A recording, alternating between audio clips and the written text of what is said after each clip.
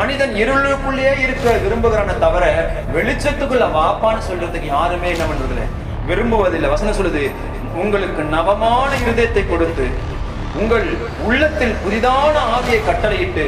நான் சொல்றேன், உங்களுக்கும் எனக்கும் பழைய ஆவி இருந்தது.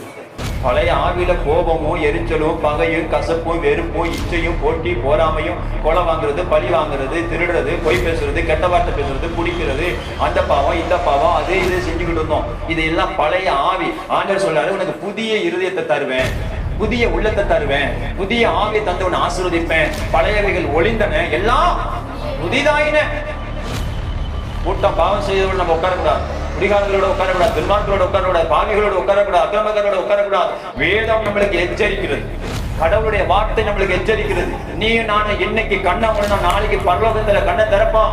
அந்த நிச்சயத்தை கர்த்தர் உங்களுக்கு எனக்கு கொடுத்திருக்கிறாரு. நாம இயேசு கிறிஸ்து நாமத்துல உலகத்துல ஆண்டவர் ஆராதிக்கலாம், அழகா போய் அங்க ஒரு பாவத்தை செய்யலாம், ஆண்டவர் ஆராதிக்கலாம், அங்க ஒரு பொய்யை பேசலாம், ஆண்டவர் ஆராதிக்கலாம், அங்க ஒரு கெட்ட வார்த்தையை சொல்லலாம். அப்படியான வேதம் நம்ம அழைக்கல, அப்படி நம்மளுக்கு போதி கொடுக்கல, அப்படி நம்மளுக்கு சொல்லி கொடுக்கல. நம்மளுக்கு வேதம் சொல்லுகிறது, நீ பரிசுத்தமாய் இருக்கணும்.